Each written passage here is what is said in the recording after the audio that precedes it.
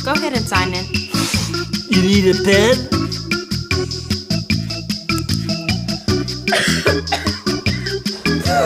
Mom says I'm so contagious.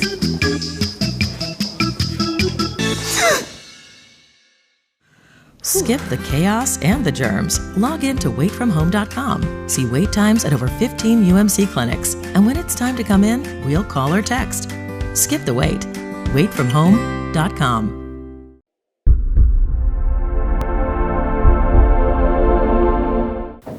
Welcome to the Red Raiders Show presented by UMC Health Systems. I'm your host, Nicholas Talbot, and I'm joined today, as always, by Don Williams. Today we're going to be breaking down Saturday's matchup, Texas Tech hosting Iowa State. Don, this game's been traditionally kind of closer than a lot of people would think. Iowa State hasn't had a lot of luck in recent years, but they've had some luck against the Red Raiders. Yeah, and that's the thing. I mean, Texas Tech's through the what's supposed to be the difficult portion of the schedule, that three-game grind against Arkansas, TCU, and Baylor. Looked pretty good in that stretch for the most part, beating Arkansas and nearly beating TCU. And then I think there's a perception, I think a lot of fans probably look at Iowa State and Kansas and check off 2 victories and say Texas Tech's going to be 5-2 going into that game against Oklahoma, but, not so fast.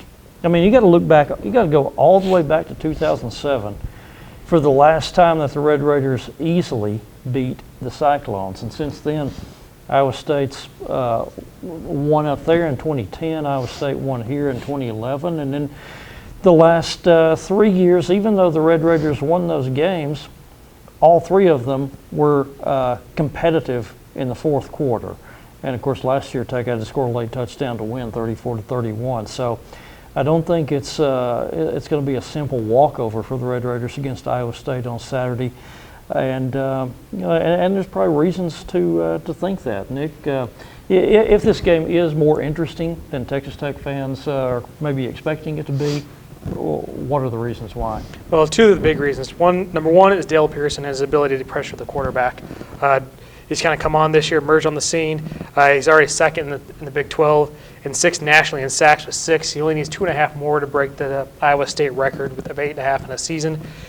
And that's a big deal because last week we saw some chinks in the Texas Tech offensive line that we hadn't seen all season. If they can't get back in sync, they could have issues. Of course, Justin Murphy's still out. And they have to make some adjustments going forward. They gave up 13 hurries last week. No sacks again, which has been kind of the case for Texas Tech in the last couple of years. They haven't given up a lot of sacks, but 13 hurries against Baylor, that was a pretty big chink right there. Big number. That is a big number. It seemed like every time I would hear the announcer at Cowboy Stadium, I guess it's A&T Stadium, it was just, hurry by Baylor number Sean Oakman, and time again. But Mahomes was able to escape all those. But that goes saying he has to be healthy. And he looked healthy last week. I think he's getting healthier every week. But Iowa State has a good defensive line. If they can create pressure on him, if they can actually get to him and bring him down, he's pretty squirmy back there. But if he can't escape that rush, and Iowa State can actually get to him, maybe take him down 2 or 3 times, that could stall a lot of drives. Another thing you got to look for is the Iowa State pass defense is probably one of the better pass defenses Tech has faced this season so far. Right now, they're the second best pass defense in the Big 12, only allowing 194 yards a game. Of course, last year, Mahomes came in there, had a very good game, 328 yards, 4 touchdowns. But if they can limit them a little bit, they can make this a game. Of course, Red Raiders are averaging 423 yards through the air a game. But if they can hold them under 300, get a couple sacks in there, I think this could really be a game. Yeah, one other thing that I think you mentioned maybe a little bit, but we haven't talked about too in depth, is Red Raiders missing, have taken some big hits in the receiver corps. Devin Lauderdale leaving last week's game with what Cliff described as internal bruising. You're already without Dylan Cantrell. They're considering redshirting him possibly if he's not ready by next week. And then the loss of Ian Sadler. Cliff Kingsbury said this week he's going to be out until November. So it's a bunch of young receivers, guys like Tony Brown, Zach Austin, Kiki Cootie, quite a few guys who have not played very much, who are going to have to play a whole lot against Iowa State. And and really step up against, as you said, that pass rush and the pass defense. Absolutely, and the defense and the Texas Tech defense isn't going to have it that easy either. The Iowa State offense has been much improved these last 2 weeks, hasn't it, Don? Well, a couple of things to consider there. Iowa State has really found a new weapon at running back, a young man named Mike Warren, who's a freshman.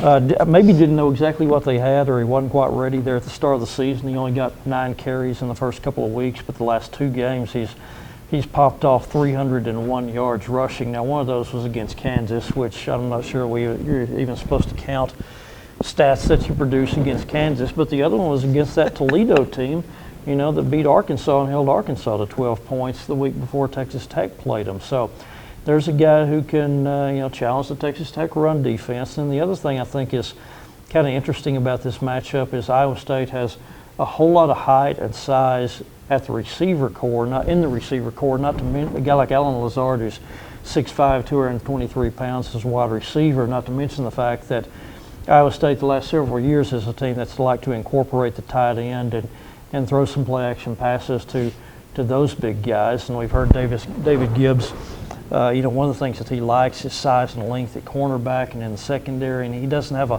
whole lot of it with this group that he inherited in his first year with the Red Raiders. So again, there's some ways that you can see Iowa State defensively challenging Tech, and then I think there's some ways Iowa State offensively can challenge Tech. And again, it's not been real difficult to do because the last couple of weeks, TCU got 750 yards on the Red Raiders. Baylor got 680 yards on the Red Raiders. So there's a lot of room for improvement. And Baylor could have racked up a lot more. They had 499 yards at halftime. That's quite the number.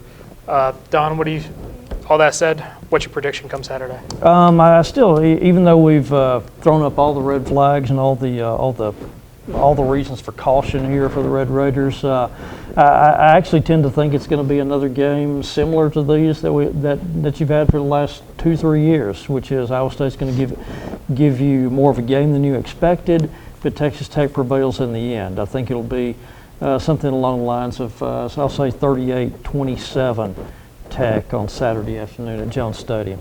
Wow, you almost took my score there. I was going to go 38-28. And Tech by 10. So and we did not talk about this. We did not talk about that at all. I was about to say 38-28. How about that? So anyway, that's our prediction. Obviously, we think it's going to be about a 10 or 11-point game. Don't forget Tech is favored by 12, too. By 12, so there you go. We're right on the ball there. All right, don't forget to join us on Saturday on RedRaiders.com. We'll have full coverage there. We'll have video after the game, columns and notes as we always do, and we'll chat live on Cover It Live, and we'll see you Saturday.